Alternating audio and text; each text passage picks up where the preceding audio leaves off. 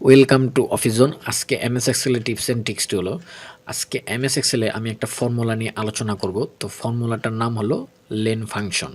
আচ্ছা, এই ফর্মুলাটার কাজটা কি, তাই তো? তো দেখেন আমার এখানে কতগুলো নাম আছে, আপনার কিন্তু অনেক বড় লিস্ট থাকতে পারে।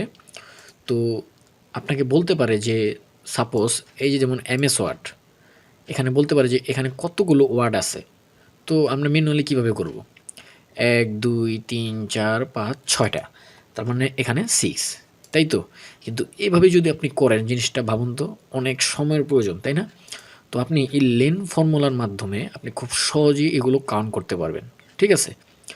তো আপনার এখানে অনেক বড় থাকতে পারে, ওইটা সমস্যা নেই। আপনি জাস্ট এই সেলে ইকুয়াল টু বাটন প্রেস করবেন কিবোর্ডের। ইকুয়াল টু বাটন প্রেস করার পর আপনি লেন দিবেন, লেন টাইপ করবেন LE। দেখেন LE সাথে সাথে আমার কিন্তু লেন চলে আসছে, এই যে এটাকে ডাবল ক্লিক করে কল করবেন।